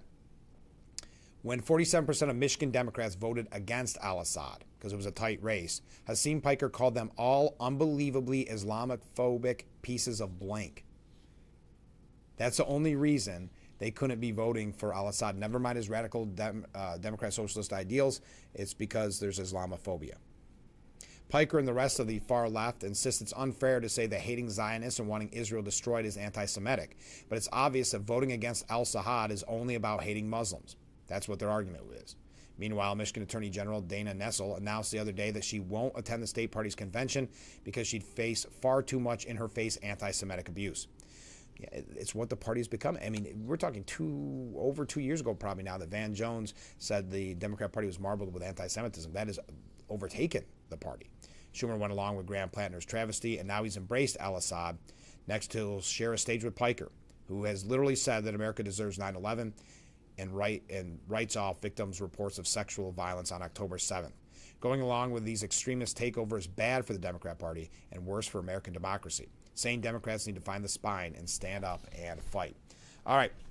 When we come back, we've got a couple of New York updates to wrap up today's edition. Keep those comments, keep those waves coming in, and we'll be right back with Frankly Speaking here on WYDC TV, Big Fox. And that's why we aren't going to say anything. Oh, man. Where is he? Our client deserves big money. Oh, you can try to downplay it or shift the blame, but to not offer top dollar is just nuts. Pardon the pun. Looks like another working vacation. Oh, good morning, Peter. Hey. Hurt in a car? Only call William Battar, 444-4444. Small businesses are the heart of America. Like you, these entrepreneurs started out with a dream and the drive to build a better life. If you have a small business idea to grow or challenge to face, you don't have to go it alone. Since 1964, SCORE has helped millions of entrepreneurs build their businesses. Today, they are the nation's largest nonprofit source of expert mentoring, resources, and education. Whether you're starting out, building back, or have worked at it for years, SCORE will match you with specialized mentors. Our thousands of volunteers provide the guidance and connections you need for free. Your success is waiting. SCORE is ready to help. Find a mentor today at SCORE.org. The Frankly Speaking Roof Cam, brought to you by Boss Security in Horseheads. Contact them today for all your business and home security needs. We are back broadcasting live from the Hesselson studio. Let's go to some viewer comments. Rick writes in, says, good morning, Frank. Well, how long do you think Max Miller can hang on? I think he's a bum and should take up a new career as Mike Tyson's punching bag. Bets are on. Will Max quit first, or will Trump say the war is back on and we're going to hit him hard? Cassidy and Murkowski, not real hot on Blanche. No one should be. He's a bum just like his boss. So how's a ceasefire considered fragile when Israel fires into Lebanon at Hezbollah? Does that mean the ceasefire is over? Mike Lindell is running for a spot to compete for governor of Minnesota. He has Trump's support. I think Mike should stick to pillows. I saw a piece on some of Trump's Washington projects. Part of it was refurbishing statues. A couple of them are now a shiny gold color to match all the gold-colored junk at the White House. It's sickening. Statues are carved from stone and aren't supposed to be coated in a shiny gold color. Remember, folks, Trump doesn't own Washington, D.C., so why do you let him act like he does? Abdul al-Sahad is one smart cookie. I heard him answer questions last night. I'm in agreement. Good luck in November. That's Rick. Ken writes in, it's an old adage that's about ill-conceived ideas. It fits well with and explains the relationship between the legacy Democrats and the new Democrat socialists. It's the tail wagging the dog. Thank you very much. I got some other comments coming in. We'll wrap up today's edition in the next segment, so get your last second comments in. By the way, as of yesterday, the medical aid in dying law is now in effect. What New Yorkers need to know? Well, what we need to know is, we've already talked about this, but who is eligible to receive this? It's called MAID, M-A-I-D. What you need to know: only terminally ill adults with a prognosis of 6 months or less to live qualify to use MAID. However, after discussion between Hochul and state legislatures, certain safeguards were put into place within the law to ensure it's used carefully and responsibly, and we've discussed that, but it is now in effect. Now, also in New York, we learned, as we had predicted on this program numerous times, that dark days lie ahead for New York, and I mean that literally. Real estate will suffer if rolling blackouts become the norm, and it seems as if our infrastructure is not up to the electrification goals and push by Albany. When rolling blackouts become a regular occurrence in New York, don't say you weren't warned. Forecasts from the electric grid operator have become increasingly dire. All scenarios require significant new generation, and policy-driven scenarios require far more installed capacity than exists today to reliably meet the demand. So I would say, the first couple of shows that we had, frankly speaking, here on Big Fox, we talked with Assemblyman Phil Palmisano about the grid not being up to the job of this electrification. That's 3 years ago, and it was talked about a lot more, almost 4. It was talked a lot more about in the past as well. For example, New York has passed an electric building mandate, an emissions cap, and a requirement that landlords provide air conditioning on request. Whether you agree with such policies or not, they all increase demand for electricity. Data centers and private electric vehicles are not policy-driven. They're happening largely on their own. Data centers often get tax breaks, but would be built regardless. And the list goes on and on. What they're saying, as has been predicted, that there are going to be blackouts. The grid is not up to handle this green energy push. But we got to take a break. Get your last second comments in, and then we're going to wrap up today's edition of Frankly Speaking after this.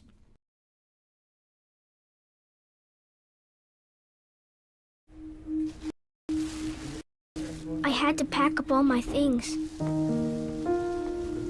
I had to leave my home. And I never knew where I was going next. It felt like I never even had a say. But then you came along. Change a child's story. There's a child in foster care waiting for a volunteer like you. Learn how you can help at nationalcasagal.org.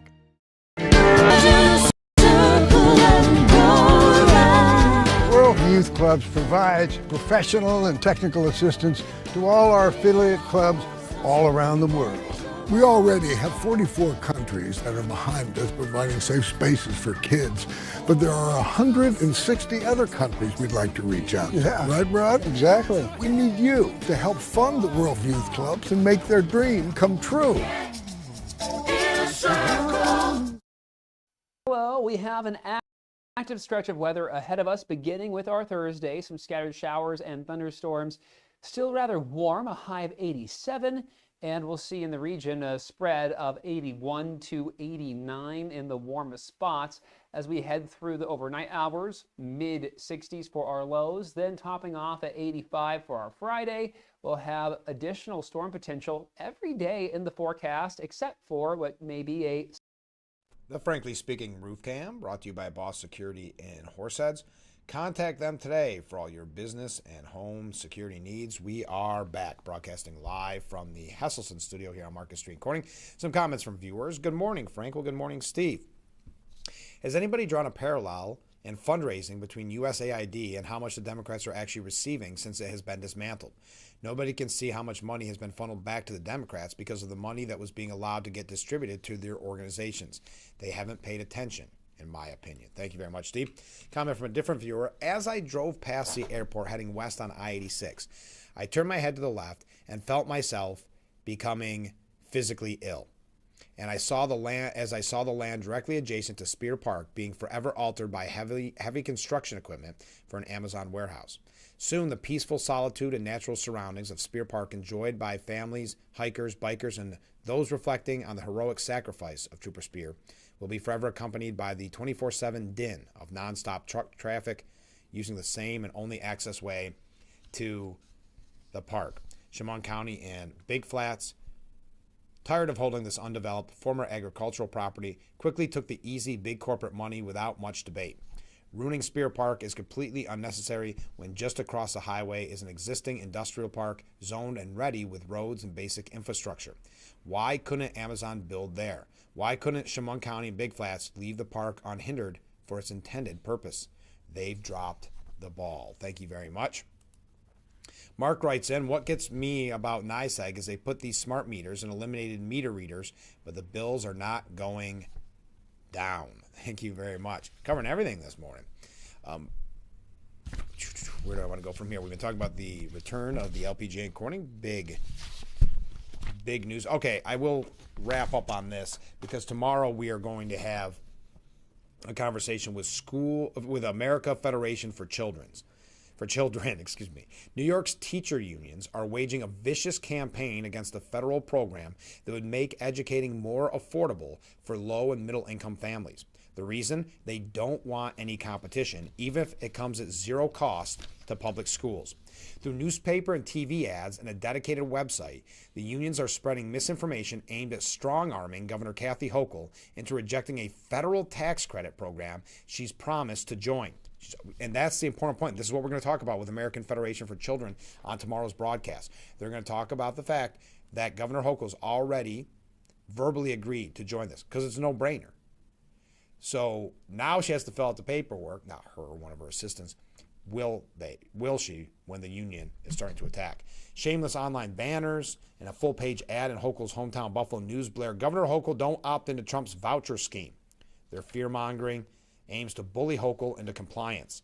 If she cares about New York students, she must resist. Because of the One Big Beautiful Bill Act, it created a federal tax credit of up to $1,700 for taxpayers who donate to nonprofit scholarship granting organizations. These groups will use the donations to fund a range of K-12 educational needs for students who apply, but only if they live in states that opt in. The inaccurate union campaign suggests the federal voucher scheme drains money from public schools. That's false. For one thing, the program's funding comes entirely from the federal government with no need for state or local government matches. It would have zero impact on the roughly $40 billion New York State spends on K-12 education annually. So we are out of time. But we're going to be talking about this again with the American Federation for Children because it's an important issue and it's one that we have to reach out to Governor Hochul's office and let her know. Ken writes in, but Avanti's profits are going up. Thank you, Ken. A comment from a different viewer. I agree about Spear Park. I was there recently and thought how sad that such a beautiful, peaceful spot, the Memorial Park, I'm afraid will now suffer from this move. Not sure why this was and had to be the chosen site. Avangrid, thank you. I wondered what you meant, Ken. I just read it blind. Okay, thank you. Hey, we are out of time for today's edition of Frankly Speaking. Make sure you join us tomorrow morning, and every weekday morning, starting at 6 a.m. for Frankly Speaking, only on WYDC TV, Big Fox. We'll see you tomorrow morning, bright and early. I look forward to it already.